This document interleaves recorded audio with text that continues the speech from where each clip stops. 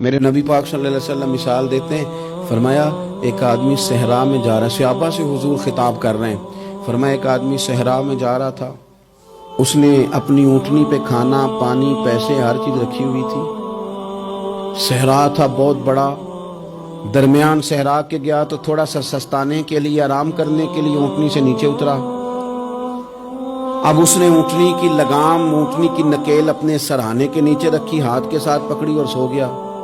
تھوڑی ہی دیر کے بعد جب اس کی آنکھ کھلی تو دیکھا اونٹنی غائب ہے۔ صحرا میں وہ پیدل نہ آگے جا سکتا ہے نہ پیچھے جا سکتا ہے، نہ دائیں نہ بائیں، کھانے کو روٹی نہیں، پینے کو پانی کا قطرہ نہیں، تھوڑا ادھر بھاگا ادھر بھاگا، تھک گیا۔ کریم محبوب فرماتے ہیں وہ پوری طرح نڈھال ہو گیا اور مایوس ہو گیا، معاذ اللہ، مایوس ہو کے دوبارہ اسی جگہ آ کے لیٹ گیا جہاں پہلے لیٹا تھا، انتظار کرنے لگا کہ اب موت ہی آئے گی، آخری وقت ہے، اب نہ میں پیدل یہ صحرا کراس کر سکتا ہوں، نہ پیچھے جا سکتا ہوں، نہ کھانا ہے نہ پانی ہے، سوائے موت کے کوئی سہارا نہیں۔ حضور فرماتے ہیں وہ رستے میں دوبارہ لیٹ گیا، اچانک اس نے رخ بدلا تو اونٹنی سامنے کھڑی تھی۔ حضور نے صحابہ سے پوچھا بتاؤ نا اسے بھلا کتنی کو خوشی ہوگی؟ یا رسول اللہ جسے نئی زندگی مل گئی ہے۔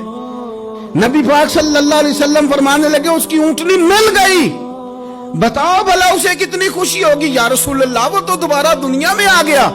حضور فرمانے لگے اسے کچھ بھی خوشی نہیں ہوئی۔ جب کوئی رب کا گناہگار بندہ آ کے توبہ کرتا ہے، رب کو اس سے کئی گنا زیادہ خوشی ہوتی ہے۔ میرا بندہ آ گیا ہے، میرا بندہ آ گیا ہے، میرے گھر آ گیا۔